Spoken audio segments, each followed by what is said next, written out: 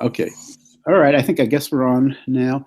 I just told Mac, who's with us, that I'm going to be calling this broadcast off after about an hour. So it's going to be about half of the normal length. I'm not feeling well. I'm fighting a cold. So I'd prefer not to have the full 2-hour session. But I think we can deal with the topic in that period of time. The section that we're doing now is titled Peaks of Present, Sheets of Past. Peaks of Present, Sheets of Past. And remember, we're speaking about the direct time image, which is the topic of Deleuze's second volume of cinema. And this is well after the action image has reached its limits. So we've already looked at a couple of European films of the post-war period that indicate this. But Sheets of Present, Peaks of Past refers to a particular kind of direct time image.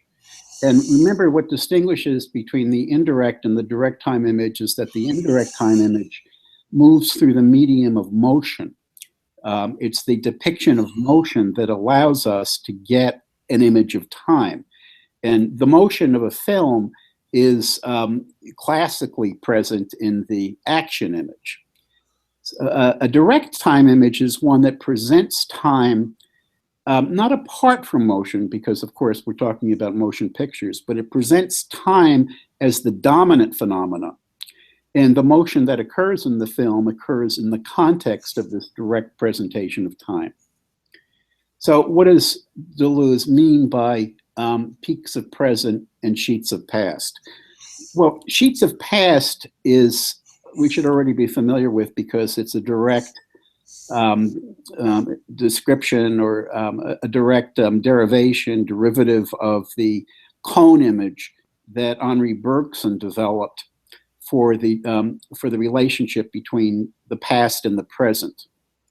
Remember, according to Bergson, our past is virtual. It's virtual in that it's not explicitly present.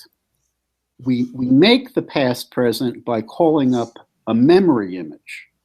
But the memory image itself is something that's present, obviously, right? In order for it to function at all, it has to be a present structure in our conscious minds, or it has to be depicted on a canvas or on a screen or whatever.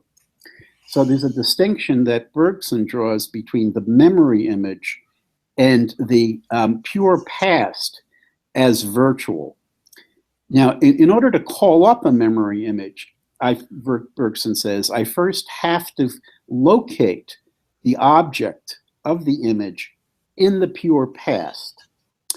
And so it's in the process of searching for the image in the pure past that Bergson develops the cone structure. So the notion is that the cone, once again, we've talked about this many times, but the notion is that the cone, it's an inverted cone, and the cone has, it terminates at a point. And the point that it terminates at is the most concentrated expression of the past, and that is the present. Every present has a past behind it, and you can get sort of lost in the depths of the past. But by staying in the most concentrated version of the past, your orientation is toward the present moment. Well, okay, in order to explore the past, first of all, you've got to enter into the depths of the cone. And we can conceive of the cone as being bisected by planes, narrow planes that gradually get larger. And each more narrow plane sums up in a more concentrated version everything that existed on the broader plane above it. And so that's why the now, the present, is the most concentrated expression of the past. But you have gradually less concentrated versions of the past as you move from the point of the cone into the depths of the cone, and as the bisected planes get broader and broader and broader. So let's take an example which I've given before. Let's say that I see someone on the street and I sort of recognize them, but I can't quite place them. You know, who are they? And so what do I have to do in order to place them? In other words, what does the recognition process involve? Well, I've got to search through the virtual past. I've got to find that region of the past that the person belongs to. So if I went to school with the individual, I've got to find the year in which I met him. Right? Was it in high school? Was it my freshman year? Was it my sophomore year? Was it my last year of middle school? That kind of thing. I've got to find the region of the past in which the person exists. Now, the region of the past is not itself an image, but in order to access it, I have to create an image. I have to call up an image. And so that image is the memory image. So I say, oh yes, it was in the second grade, and I remember, because he entered the class after the term had begun, and I became friends with him, and blah blah blah, right? And all of this is a mental image it's present in my mind. But what Deleuze tells us is that I would never be able to call up that image unless I had first discovered the location in the virtual past where the person remains, in a sense, present. And this gets us into the complication of sheets of past and peaks of present. When I'm looking for the time in which I first met the person, or in order to perform an act of recognition, in order to call up an explicit memory image, I'm looking for a sheet of the past. A sheet of the past, and by a sheet of the past, what we mean is one of those bisected, one of those planes that bisects the cone. And I'm not looking for the entire sheet. I'm looking for a region of the sheet where the person is to be located. So one sheet might represent, for example, 1963. And so all of the events that occurred in 1963 are laid out along the plane. But a set of those events, a subset of those events, are the events that I experienced when I was, I was 10 years old in 1963. So that's, what does that mean? That's, is that the fifth grade, fourth grade? I don't remember, right? So, but it's within that region of the plane that I discover the person, within that sheet of the past. Now, there's another way to that's a direct memory image, but because it's not dependent on any process of motion. There's nothing occurring in my environment that correlates with the location of the person in the past. So when I call up the image of the person, I've accessed a sheet of the past, which is a pure time image, or I should say that the memory image that I call up is a pure time image. It has nothing to do, for example, with succession. It's not like there's a clock ticking and let's say an automobile going by on the street. That's a chronological image of time that's dependent upon motion. But when I call up this region in the plane, in the sheet of the past, there's no phenomenon of a clock ticking or an automobile moving past. There's just the location, the virtual location of the events that surrounded my first encounter with the person that I now meet on the street. But there's another direct time image, which is related to the one that I just described. And so let's say that, let me change this a little bit. And let me talk about, say, the day that I got into the college that I applied to, right? I can recall that in memory. I can call up the memory image of that. And of course, I first have to locate it on the appropriate plane, last year of high school. And I might even locate the person that I see on the street there. It was a friend of mine that I told, about my being accepted into college, that kind of thing. But now I can, instead of looking at a section of the plane, I can think about the event. So let's think about the event the day that I was accepted into college. And so the event itself has a kind of depth. So there's the entirety of that day. And I got up in the morning. I had not yet been accepted into college. I opened up the mail, and I had my acceptance letter. And then, actually, now that I think about it, the day that I was accepted into college, I was playing hooky from school. I decided to stay home. And I got up, and there was the letter, with the acceptance letter, and I was very excited about it. So I drove to school, even though I had not registered for the day, to tell my friends that I had gotten into school. Okay, so that's the structure of the memory in depth. Now, in that structure, there are three dimensions of time, just as there are three dimensions of time in ordinary, waking perception. There's a past, there's a present, and there's a future. To that day, there is what Deleuze calls, following St. Augustine, actually, who was very much interested in the structure of time, the Catholic philosopher, Catholic Platonist saint, Augustine. Augustine talks about there being a present of the past, a present of the present, and a present of the future. A present of the past, a present of the present, and a present of the future. All three have got to be present, or they would never play any role at all in our current experience. So the past, even though it is gone, has got to be, in a sense, present. It has to have at least the presence required in order for me to roam around in it, to get my bearings in it.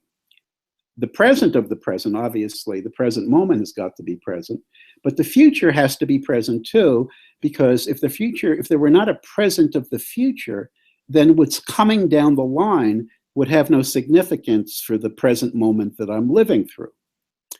So even in the past, there is a past of the past, a past of the present, and past of the future. So what are we talking about here? Let's project, I project my memory back to that day in my senior year of high school. There's a present of the past. In other words, there is a present of, let's say, the moment that I woke up in the morning. There's a present of the present, and let's say that that's the moment that I opened up the envelope and found out that I had been admitted into college. And then there's a present of the future, and that's the act of my going into my high school to tell my friends that I had gotten into high school. Now I can roam within that in-depth memory. I can think back to the moment that I awakened. At the moment that I awakened, I had not yet been admitted into college, or at least I had not yet realized that I had been admitted into college. The moment I opened up the letter, I realized it. And then in the moment of the future, of course, I had realized it. In other words, I was now at a later point in the progression of time. So by looking at the entire experience as a whole, I can say that I had not yet been admitted into college, I was currently admitted into college, and that I had already been admitted into college. In other words, there are three peaks of presence in that past experience, depending upon the place in the past experience that I settle in. If I settle at the moment that I got up, I have not yet been admitted into college. If I settle in the moment in which I opened up the envelope, I'm now experiencing the act, in a sense, of being admitted into college, at least the record of that act. And then in the future, when I go into the high school to tell my friends, I have already been admitted into college. All three peaks of presence are there.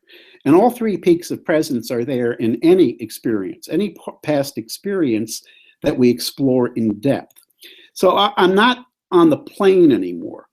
First of all, I locate the person in a small region on the plane, a particular day in my life. What I'm now interested in is looking at a particular experience that occurred at that point on the plane, but looking at it in depth and as a whole. So there's a distinction between the sheet of the past and the peaks of presence that I discern in recalling an entire event. And so any event that we recall has these three layers to it, depending upon which temporal part of the event we imagine and we project ourselves into. What does Deleuze do with this? He uses it to analyze the work of several filmmakers. The two that we're going to watch, one of whom we've watched for this week, the two that are most relevant to our class are Alain Resnais, who is the director of Last Year at Marienbad. He also directed Hiroshima, Mon Amour, a very famous film. He directed quite a number of films, one on a very interesting film, sort of quasi-documentary on the National Archive in Paris. What you see with in Hiroshima, Mon Amour, the way the film opens is that there are close-ups of the bodies of two naked lovers, and the close-ups are close-ups of sort of neutral areas, their arms, their legs, things like that. And then what we see is that their bodies are being covered by ashes that are raining down from the sky.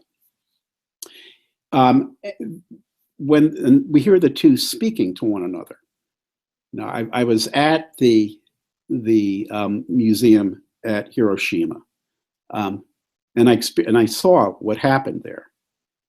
You were never at Hiroshima. You never experienced what happened there.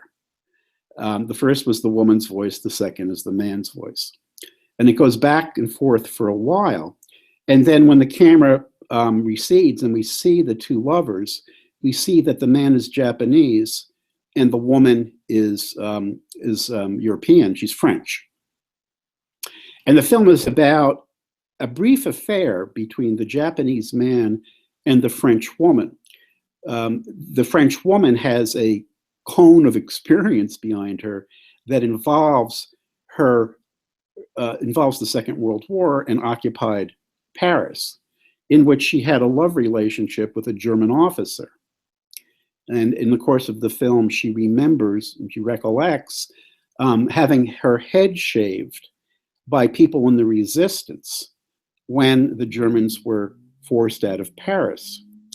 And the man had friends and relatives, if I'm recalling correctly, in Hiroshima, although he himself was not there when the bomb dropped.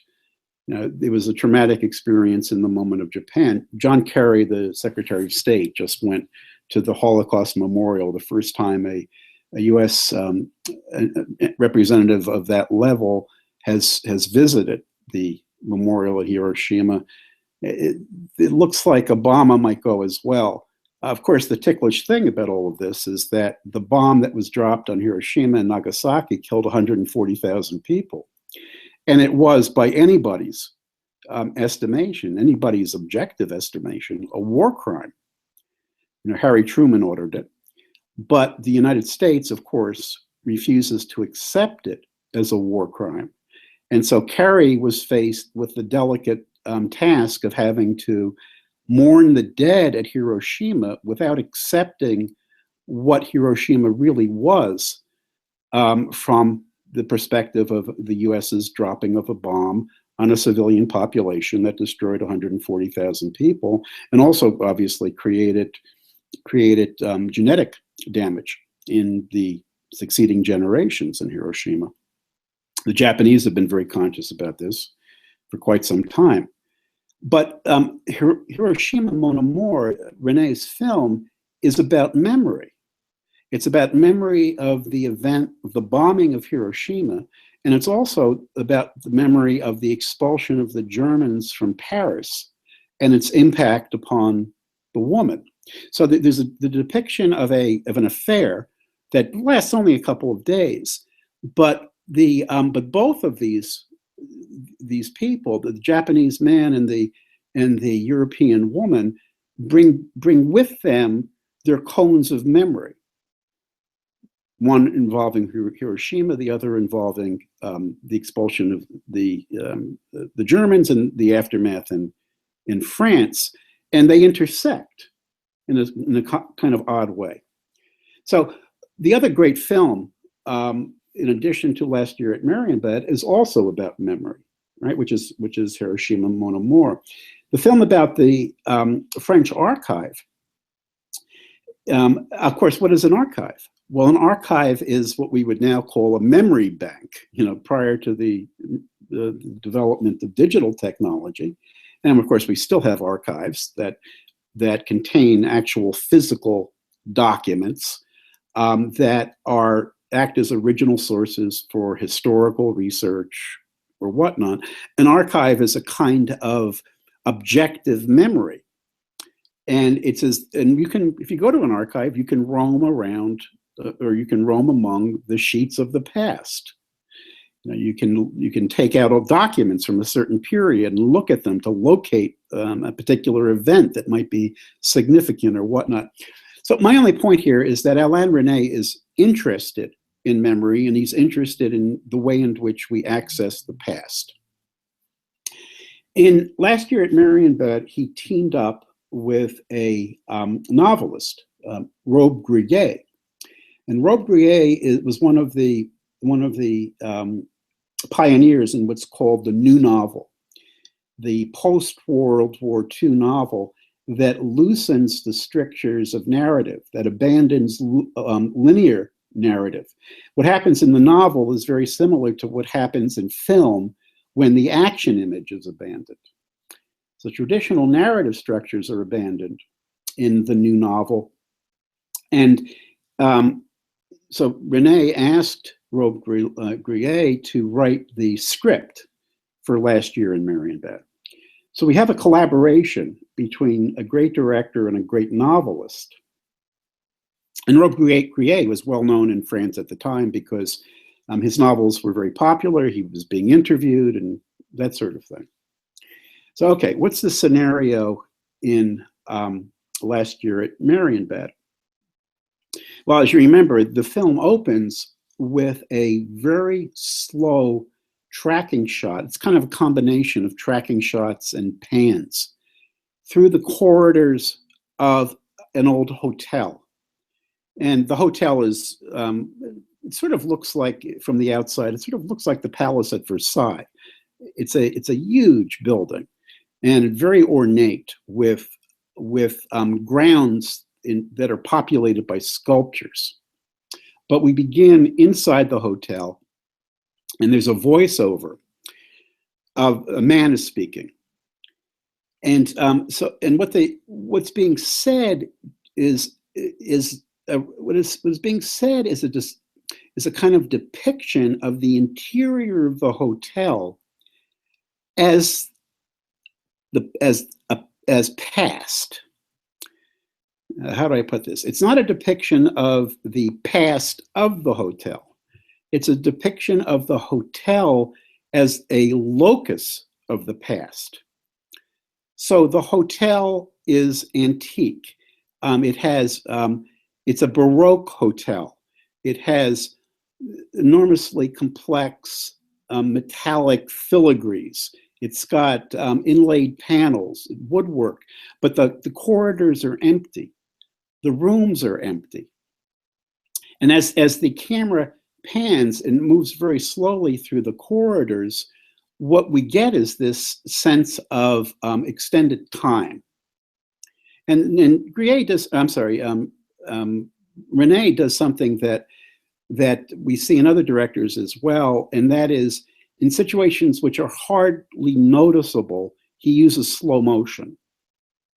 So it's, in other words, he uses slow motion not to slow down events that would appear rapidly in ordinary perceptual experience, but in order to further stretch out and slow down events that are already occurring slowly in perceptual experience. And he does this in several places in the film. But the long pan through the hotel corridors is like this. What we get, for example, so in other words, what we're getting is a depiction of the hotel as in a sense, as the cone of the past that Bergson talks about. It's as though the hotel were a human mind, and that we were experiencing the hotel as a virtual location. And this becomes quite clear as the film goes on, because this long pan, this very long and very beautiful pan, the opening sequence, which takes about 5 minutes, the opening sequence of Last Year at Marienbad is one of the most beautiful sequences in film, I think. But where we end up is at a theatrical performance. And the theatrical performance, first of all, the focus is on people in the audience. But the people in the audience are almost mannequin-like. You know, their motions are extremely parsimonious. They hardly move at all. And when we see the actors on the stage, the same thing is true. For example, there's an actress whose motions are like that of an automaton. She moves her hands in sort of spurts, and she bends at the waist as though she were a wind-up automaton. Very popular in France in the 19th century. And so what's the play about? Well, the play is about exactly what's going to happen in the course of the entire film. And if you pay attention to it, it's a play about two people meeting one another, and one pressing the other to run away with him, and the woman resisting, and the woman claiming not to even remember the person who is courting her. Right? It's brief, but it contains the entirety of the theme of the movie in that little play. Well, a play within a movie is like a mirror within a movie. In other words, it's a virtual space of the second degree. You know, if the film image is a virtual space of the first degree, then a mirror in a film is a virtual space of the second degree. Here we have a play within a film, and so we have a virtual space of a second degree. Obviously, this is nothing new. Shakespeare pioneered it. You know, in the Globe Theater, plays within plays. Here we have a play within a film, but the play in this case within the film is a play about the film. But it's as though, once again, it's as though the play were a mirror and we were looking at the other side of the mirror. The mirror is mirroring the entire film, but there is on another virtual level. Okay. Also, you'll notice that as the camera moves through the hotel, we see multiple mirrors. And in some cases, the entire walls are mirrored. All of the walls of the corridor are mirrored, so that we get this very interesting play of reflections. And this occurs throughout the hotel. Remember, last week's lecture was on mirrors in part, mirrors and crystals. And so we've got the presence of a heavily mirrored environment, and mirrors are going to come up again and again in the film, as they did in the film Mirror. I forgot to stress last week that, of course, there's a main mirror in Tarkovsky's movie, and that's the mirror that the young mother reaches out toward when she sees herself as a 70-year-old woman. And the 70-year-old woman reaches her hand out, and the two hands meet. And then we, in essence, pass through the mirror from the past into the present, into Russia in 1975. But if you pay attention to the film, you'll see that there are many other mirrors in the film. And the different mirrors in the film play different roles, but always the role of a virtual image paired with what, in the context of the film, is an actual image. So, for example, the boy, who is, in essence, Tarkovsky is a boy, looks at his face in a mirror when his mother goes to visit another woman to sell a pair of earrings to her. And he's sort of captivated by his image in the mirror. But the captivation seems to be a kind of, how can I put it, a kind of astonishment at growing a bit older. And remember, it's the Second World War, and it's a time when young people are being conscripted into the Russian armed forces. I'm talking about kids at the age of 12, 13 years old. And so behind this is this sort of virtual image of himself and his future destiny. Because as the film goes on, you see the boy as an adolescent in military training during the Second World War. And there are several other mirrors in the film that do similar things. Well, there are several mirrors in Last Year at Marienbad that perform different roles if we pay attention. But the first mirror, I think, is the theater, and it's the theatrical performance. Then the performance is over and people are talking to one another. But as we watch, we see that there are moments when the entire scene freezes. And so it's as though the film had stopped motion, and everybody is just standing there without moving. And then one person will move, and the others will be frozen. And then perhaps the entire film, the entire group of people begin moving, but they begin moving in a very slow, almost, it's not quite mechanical, but in a slow and stereotyped fashion. And so the more that we see this, the more that we see people depicted this way, the more evident it becomes that we're not in a traditional space here. In other words, this is not a perceptual image in the ordinary sense linked to an action image. It's a perceptual image linked to the depths of memory. And it's as though, when we cast our mind back to look at sheets of the past, what we find there are, in a sense, people frozen at a certain moment in time. And what we find in the hotel is characters who are frozen at a moment in time. Well, when the characters loosen up enough for things to actually happen, we get our first encounter between a man and a woman. And the man, everybody is in formal dress, either suit jackets or more likely tuxedos for the men and gowns for the women. This is a resort, a hotel for the wealthy, obviously. And we have a group of them who are presently in the hotel. And there's a man and a woman, and the man is taking the woman on a tour of the hotel. He begins by pointing out various items in the environment. I forget exactly what they were, the woodwork, the recessed panels, the metallic work or whatever. And the woman says to him, you know a great deal about this place. And then he says, can I take you on a tour? Which he does. And it's in the course of the tour that we learn that the man knows the woman. And so the relationship between the man and the woman develop out of that tour. Well, the man and the woman are also almost motionless.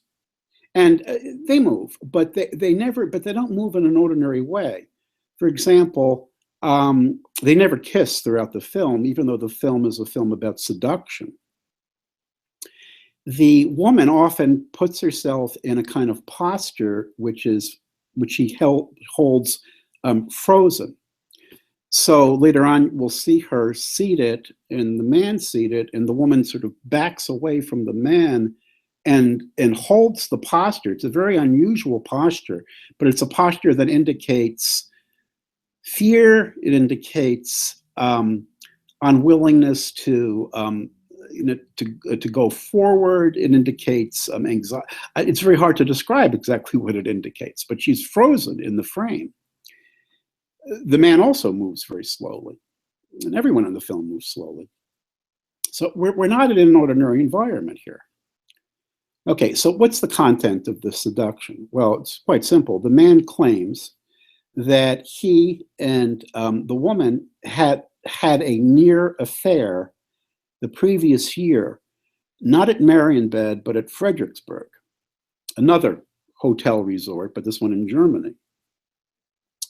And she doesn't remember that, or at least she says that she doesn't remember that. And the entire film is really an attempt on the part of the man to convince the woman that his memory of what had happened last year And in the film is called Last Year at Marienbad, even though what is supposed to have happened is supposed to have happened at Fredericksburg. That'll tell you something about the kind of condensation of the hotel at Marienbad and the hotel at Fredericksburg. In other words, the hotel at Marienbad is a place of, it's a locus of the past. And the last year that's being referred to, even though the title of the film is Last Year at Marienbad, is really Last Year at Fredericksburg. But since the hotel that we're in is not, it's not a hotel, it's the past, we can say that it's Last Year at Marienbad. In other words, it's last year in memory, right? Okay. So the man tells the woman in detail the story of their near affair. In the process, we meet the woman's husband, and at a certain point, the woman's husband and her suitor play a game of cards that the husband introduces the suitor to, and the cards are arranged in rows. So initially, 7 cards are dealt out, and then right below a row of 5 cards, and then a row of 3 cards, and then a single card. You take turns, and the rules are that each player can remove any number of cards from a single row. And the object of the game is not to get stuck with the final card. So they're playing, and the husband always wins. Now, the game is not rigged, and there's a way of losing, and the husband tells the suitor that there is a way in which he can lose, but he doesn't lose. He always wins. And so this game is played many times over the course of the film, sometimes with cards, sometimes with matchsticks, and so on, and the same outcome always occurs. Whether the husband plays first or plays second, he always wins. Now, of course, this is a reference to the relationship between the husband and the wife. And in essence, it's a way of telling the suitor that he will not wind up with the husband's wife. But of course, it doesn't quite work out that way in the course of the film. It's hard to describe the film because there are really no events in the film. There's conversation between the lover and his and the woman that he's after. And there are moments when the two of them are outside of the hotel near the statuary. And the voice of the man describes a scene, but we don't know whether or not we're in the present or we're in the past. In other words, there are no flashbacks in the film. There are scenes which are, in the language of Deleuze, indiscernible. We don't know whether they're the present or the past. So when the man and the woman are outdoors and there's an attempt at seduction that doesn't quite come off, is this a year ago at Fredericksburg, or is it the current moment at Marienbad? There's really no way to tell. In the current moment at Marienbad, what the man is doing is he's trying to use the memory of the past moment at Fredericksburg as a way of winning the woman in the present. And so those two sheets of past are confused. You know, they're indiscernible in the film. What the man tells the woman by leading her on this reconstruction of memory, which she never accepts, is that they came very close to running away together, but that the woman asked him for a year in which they would part, but after a year they would return to one another, and at that point she would leave with him. And so this is apparently what the man is expecting. He's expecting to be recognized by her and for her to say, okay, now it's time for us to go. But when he meets her at Marienbad, she doesn't recognize him. and she refuses to accept the memory. She says, "You're mad." Sometimes she seems to come close to accepting his account of things, and then she pulls back. "No, I was never at Fredericksburg," and so forth. So what's going on here? Well, what Deleuze says is that what we really have here is a division between Robbe-Grillet and Alain Resnais. Resnais, remember, is the director. And what Resnais is interested in, and he's interested in it throughout his movies, is exploring sheets of past. So, for example, he does this in Hiroshima, Mon Amour. He's exploring the sheets of past that are the bombing of Hiroshima and the shaving of the woman's head in immediately post-war France. In his film on the French National Archive, he's exploring sheets of past, the sheets of past that are preserved in the archive. But the novelist Robbe-Grillet operates in a different way. What he's interested in is peaks of present. And evidently he's interested, I haven't read him, but evidently he's interested in this in his novels as well. He's interested in experiences that occur in depth, in which it's possible to assume either the present of the past, the present of the present, or the present of the future, and to jump from one peak to another because the entire event is in the past. Obviously, we can't do this right now. I can't jump to the future that has not yet occurred. But when I recall a past event, I can jump to the future within that past event, or I can jump to the past within that past event, or I can jump to the present, which is presumably the moment that I'm looking for in exploring the past event. So I can jump from one peak to the other. So what do we have here? We have the man who is, in Deleuze's expression, trying to trap the woman, trying to seduce her by covering her with sheets of past. He's saying that you and I met at Fredericksburg last year, and that we fell in love, and that we were almost going to run away with one another, but you told me that you needed another year, and that we would meet again, and you would then run away with me. And she refuses to locate herself within those sheets of past. So what does she do? She jumps between peaks of present. She says, that never happened. You want it to happen. It's in your future. That's where you're looking for it. But it never happened in the peak of the past. She jumps from the peak of the past to the peak of the future. But then there's also the peak of the present. In other words, she's constantly shifting the time frame. I was never at Fredericksburg. And then there are times when she seems to have been at Fredericksburg. When she's talking to her husband, for example, it seems that she was at Fredericksburg, but she was never at Fredericksburg. She is not going to run away with him. But then there are times when it seems as though she is going to run away with him. In other words, she is escaping his attempt to cover her with sheets of past by jumping from one peak of present to another. As the film plays on, different events happen, which are, once again, hard to recount because we have no narrative structure here. But as the film goes on, it becomes clear that she is going to leave her husband. It's not quite clear whether she's going to run away with her lover. She seems to in the very final scene of the film, but then the two figures freeze and there's a voiceover. And what the voiceover says is that the two of us are left in darkness.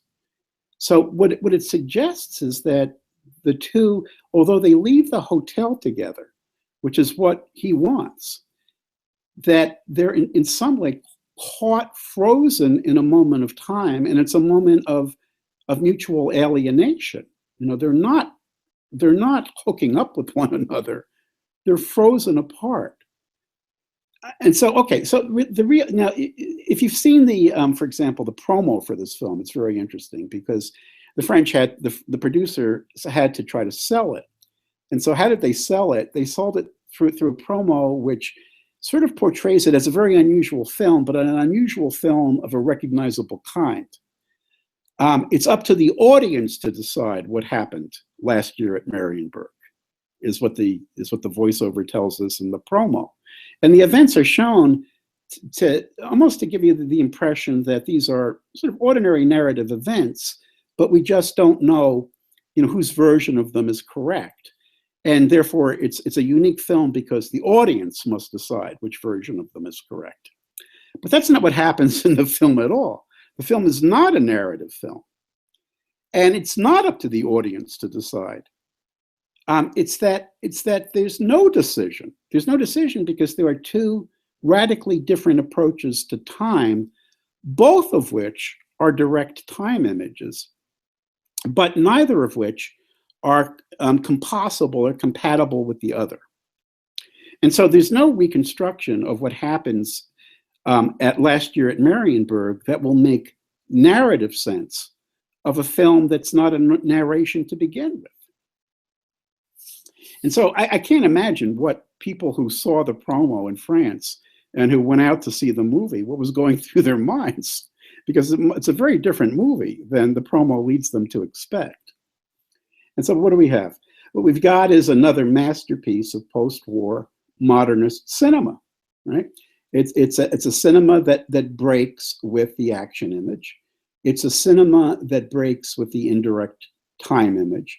It's a cinema that embraces a direct image of time, but not just one direct image of time, two direct images of time, one involving sheets of past, the other involving sheets of present. It distributes the two images to two different characters in the film. It gives the man the sheets of past, it gives the woman the peaks of present. The husband, by the way, is something like an unvarnished present. The husband seems to be fully in the moment, although the moment is a strange moment. It's the moment of the guests in the hotel. The lover, the male lover, is in sheets of past. The woman is jumping from one peak of present to the other. In other words, you've got three temporal frameworks distributed among three characters in the film. And this is the way it plays out. Now, once again, from the perspective of the director, from the perspective of Alain Resnais, it's a movie about memory. It's a movie about the past, in which the hotel is the locus of memory, and it's the locus of the past. But the collaboration with Robbe-Grillet makes it something much different. For example, you don't find that structure in Hiroshima, Mon Amour. What you find is two characters with two different sheets of past, talking about them with one another. And it's very clear where things are located in time. They're in the present in Tokyo, but Hiroshima, the event in Hiroshima is happening in 1945 at the day that the bomb was dropped. And the shaving of the head of the woman for having an affair with a German officer is also happening at a different day in 1945. And this is all clear, right? I mean, we have no problems understanding any of this. And the same thing is true about the film on the French archive. We know what an archive is, and we know where the levels where the sheets of past are. But in last year at Marienbad, we have the intersection, the collaboration with Robbe-Grillet, which introduces a second form of direct time image. And it's the interaction of those two forms of direct time image that make the film, I wouldn't say unintelligible, but unreadable. Ultimately, we can't read the temporality in the movie because the temporality is not a single temporality. It's two different ones that are not compatible with one another. You distribute it to the two different characters. This is a film about a love triangle, but it's probably the strangest film about a love triangle that you will ever see, because each member of the love triangle carries with them a different time image, and none of them, fit with one another. The husband has to abandon his attempt to keep his wife in the present with him in the hotel with the other guests. The man who wins the woman tries to cover her with a sheet of the past that she never accepts, never recognizes. And she is jumping from one peak of present to another, but leaves with the man anyway. And so what's the resolution of the film? Well, we have 3 incompatible time images. But that's the point, right? We're now in a different realm than in the realm of narrative, and we're in a different realm than in the realm of the direct time image. And this is what makes Last Year at Marienbad a modernist film. The other film that this framework is going to help us, and not the peaks of present, because remember that's the contribution of Robbe-Grillet, but the sheets of past is going to be used to analyze another great film, not a European film, but an American film, namely Orson Welles' Citizen Kane. Citizen Kane, Deleuze tells us, is the first movie to present a direct time image. We're going to watch the film and talk about it next week. Citizen Kane was remarkably made when Orson Welles was, I believe, 22 years old. He was extraordinarily young. And somehow he was able to negotiate with the Hollywood producers of the movie so that he had complete authority over decisions about film content. And this is a period of time when the studios are pretty dogmatic and dictatorial about what's going to be in a movie. And so directors have trouble getting their creative visions onto screen because it's the studios that are saying, look, you can't do that. We're going to do it this way. It's going to sell more tickets. You can't have a major star in that role because, you know, the audience won't stand for it and that kind of thing. But in Citizen Kane, Welles got complete authority over the film. And he made it at the age of 22. And he introduces camera work. He introduces aesthetic structures that have never appeared in film before. And the film is astonishing, really, as the product of a 22-year-old. It's absolutely astonishing. I'm not sure that he was actually 22. He may have been 25, but he was certainly no older than 25. Absolutely astonishing film. And of course, it's a film about the death of a newspaper owner, namely Charles Foster Kane, who is in part modeled on William Randolph Hearst, the publishing magnate who lived around the time of the film. And so Welles is going to do all kinds of very interesting things. I don't want to talk about it now because it's the topic for next week's discussion. But when we analyze Citizen Kane, we're in the first film that uses the concept of sheets of past in order to develop a direct time image. Let me just say one more thing, because like I said, I don't want to go too long tonight because I'm not feeling very well. But one way to look at all of this is to look at the camera as a device, almost as a scientific device. We talked earlier about Dziga Vertov, earlier in the course about Dziga Vertov. Dziga Vertov is the Russian filmmaker who gives us a perspective of matter from the vantage point of matter. It's what Deleuze calls gaseous perception. But if you read Vertov's works, what you get is his understanding of the camera as a new technology. And so what I would say is that film for Vertov is a new media art form, just the way digital art today is a new media art form. A technological advance makes cinema possible. And what is the advance? Well, the advance is the development of a machine and of related chemical events. The chemical events are involved in creating film stock, and then in developing it, and fixing an image in a permanent fashion or a semi-permanent fashion in celluloid. And the machine is the camera. Now, the camera was long in coming.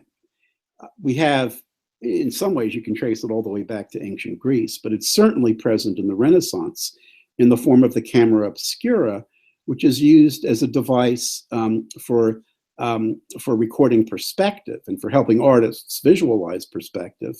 You set up the camera obscura in a dark room. There's an image coming in, light is pouring into the lens of the camera, and the image that the camera lens is capturing is displayed upside down on the far wall of the camera obscura, but in perfect perspectival proportions. So if you just trace the image on the wall, you get a perfect one-point perspective representation of the scene, which is usually architectural, that's being projected onto the back wall of the camera obscura. And if you're a painter and you're interested in thinking about perspective, then you can go into the camera obscura and observe and see what's going on, and then replicate or adapt the principles to painting and so on. And so the camera obscura was quite significant in the Renaissance, but there was no way to fix the image. There was no chemical process to fix the image.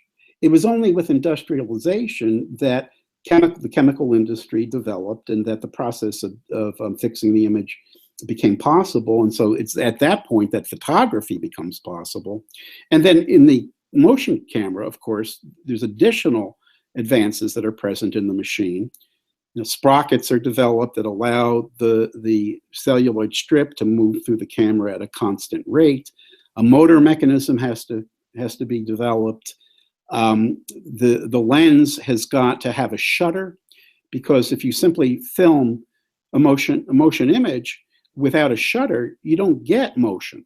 What you get is a kind of blur. What you need to do is have a series of discrete images, snapshots, that are shown one after the other. That's what gives you the illusion of motion. And so the shutter is meant to do that. It creates a gap. And so what you're getting is a series of snapshots that are then played through the projector. Okay, camera lenses are going to become more precise. We're going to get wide angle, we're going to get telephoto and so forth. And development processes are going to become more sophisticated. We're going to have faster films that enable us to capture images that are in much faster motion than was the case in the past. Color film is going to come along and so forth. And not only that, but the camera as a machine is mobile. We can move it around. We can use it, we can keep it stationary. We can pan with it. We can engage in tracking shots. And we can do elevation shots. We can move it to any point in space that we can conceive of, and that we can develop some kind of an apparatus to get us there, whether it's an airplane or a tower or a hole in the ground or whatnot. In other words, this new technology extends human vision through artificial means. It brings it to places that it could not have occupied before. Well, there's a whole new world to experience through this new perceptual apparatus. And in some ways, the history of film is simply an unfolding of this. It's as though, think about it, the telescope, the microscope, the movie camera. The movie camera, just think of it as a more advanced mobile way of looking at the world that extends our visual capacities. What happens? It's used for narrative purposes. It's used for entertainment purposes. But then there are directors who sort of rediscover its ability to extend human sensory perception in a new direction. And with people like Antonioni or Alain Resnais or Orson Welles, what they do is they recognize that the camera gives us a new way of extending the human perception of time. In other words, altering it, changing it in certain fundamental ways, but in ways that are not all that different than the ways our memory operates and our experience of the past operates. So if you watch L'Avventura, or you watch last year at Marienbad, or if you watch Godard's films, or even if you watch Citizen Kane, expecting narrative or entertainment, you're going to be tremendously disappointed. But if you approach these films as though you were being admitted into a scientist's lab, and you were being allowed to see the world through a technical apparatus in a new way, then I think you have the proper approach to understanding modernist film. These are in a sense experiments using technology that extend our perceptual experience. And so the idea here is that our perception, and this is something that Ziga Vertov writes about in his texts, our perceptual experience is not given. We come into the world with a biological faculty, a faculty of sight, for example, faculty of hearing, but what we do with those is a matter of cultural and technological shaping. And so, painters enable us to shape our perceptual apparatus in a certain way. No one saw the world the way Van Gogh did until Van Gogh painted it and made the paintings accessible to us, and so on. Painting, reshapes our perceptual capacities. Music reshapes our auditory capacities. The talking movie reshapes the connection between the visual and the auditory and so forth. And as technology continues to develop, it reshapes. We see things on a micro level.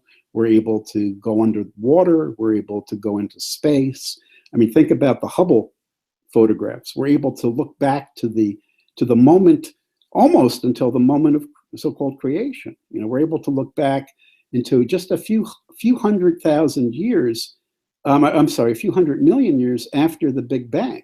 We're able to look back almost 13 billion years into the past. It's really remarkable what the camera has enabled us to do. But of course, what's being done here, and what Deleuze is principally interested in, is the relationship between the camera and the perception of time. And so I think I'll leave it at that. Matt, do you want to say something? First of all, let me ask you a question. What were your reactions to the film? I just remember having seen it years ago and not really getting it. But I got it this time, more or less, as much as you can. Right. Yeah. Once again, the end of the movie still I find unsatisfying, I guess. Well, there's no narrative resolution. Yeah. I don't know if you know. Do you know? There's a film theorist, Laura Mulvey. I don't know whether you've ever read anything by her. She's a feminist film theorist, and her topic of choice is classical Hollywood film. And so she writes about the pleasure that people derive from watching classical Hollywood film. Well, the pleasure is the pleasure of narrative resolution. Of course, there are other pleasures as well, right? But the culminating pleasure of the movie is the pleasure of narrative resolution. And so clearly, I mean, for example, a Hitchcock film couldn't function unless you had some kind of narrative resolution. There would be no suspense unless you could expect narrative resolution. But in these modernist films, and in particular in Last Year at Marienbad, there's no narrative resolution. And so this often, I think, leaves people with a feeling of lack of satisfaction. It's like, I watched this whole goddamn thing and I don't even know how it turned out, right? Right. Well, maybe the point is that you should learn how to not need narrative. Exactly. That's exactly right. Yeah. In other words, you're never going to experience this kind of film in the way that it ought to be experienced as long as you're looking for something that it's not going to give you, right? It's not meant to be a traditional narrative film. It's not meant to give you pleasure. And so this is something that is going to occupy us in the last part of the class. What it's meant to do is to stimulate thought. It's not meant to give you pleasure. It's not a form of entertainment. It's an arduous process. In order to understand Tarkovsky's Mirror, in order to understand Last Year at Marienbad, you've got to think. And so this is why Deleuze stresses the idea that the director is also a thinker, that the director is as much of a thinker as the philosopher is. It's just that the philosopher thinks in concepts and the director thinks in images. Okay. All right. So I think we'll call it a day, and I'll go rest. All right. But this will be live. This will be recorded on YouTube, and so people will be able to see it there. Next week, we're going to be doing Citizen Kane. I recommend that as many people attend that session as possible. Citizen Kane is a great movie, and there's not quite lack of narrative resolution, and there's not quite narrative resolution either. But at the end of the film, you know exactly what the film was about. It's filled with cinematic advances, cinematic graphic advances, forms of filmmaking that never existed before Orson Welles developed them. It's a brilliant film, and it deserves careful watching and careful consideration. And I would say that it's unlike many of the modernist films, it does create pleasure. I find it to be a pleasurable movie to watch, even though it's an extremely thought-provoking film. So we'll be watching that next time, and in relation to another chapter of Deleuze's work. And then finally, we're going to be seeing Godard's movie, which is particularly concerned with the issue of thought. So I'll thank you very much, and I'll see you next week. Bye, Mac. Bye. Bye.